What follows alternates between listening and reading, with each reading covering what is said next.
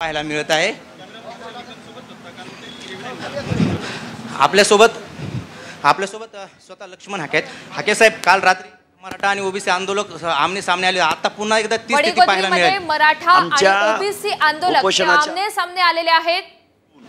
जर सारखं कोण गिरट्या घालत असेल आणि जर घोषणा दिल्या जात असतील तर त्या घोषणांना तसंच उत्तर देणार, जशास तसं उत्तर मिळणार, जशास तसं। आता पण गाडी गेली तुमच्या समोर,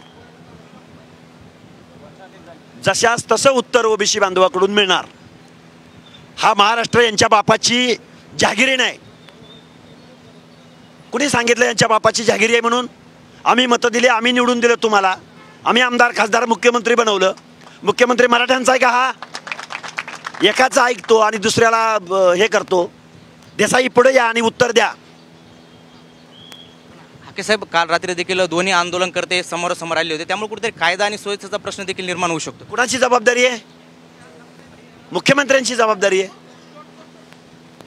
दोन आंदोलनं सुरू असताना, वे आउट असताना मग आमच्या समोर येऊन घोषणा द्यायची गरज काय? घोषणा देत असतील तर घोषणाचं उत्तर भेटेल। वाघमारे साहेब, काय सांगाल? काल रात्री देखील या ठिकाणी मराठा आणि ओबीसी आंदोलक समोर आले, घोषणाबाजी झाली होती। आता काही वेळापूर्वी देखील हीच परिस्थिती निर्माण या ठिकाणी झालेली होती। जाणीवपूर्वक जरांगीच्या झुंडशाहीला कुठेतरी दहशत माजवण्यासाठी हे केलेला प्रयत्न आहे। गरजच नाही, विनाकारण खालून यायचीच गरज नाही। उड्डाण पुलावरून त्यांना रस्ता आहे, जाता येतंय, समोरून जायचं आहे, परंतु इथून आमच्या उपोषणाच्या समोरून जायचं आणि एक मराठा लाख मराठाच्या घोषणा द्यायच्या। मग नक्कीच आमचे कार्यकर्ते, आमचे समर्थक नक्कीच याला कुठेतरी उत्तर देणार आणि येणाऱ्या काळात याच्यापेक्षाही जशास तसं उत्तर द्यायचं समाजाने ठरवलेलं आहे। कारण गेल्या अनेक महिन्यापासून, 1 वर्ष होऊन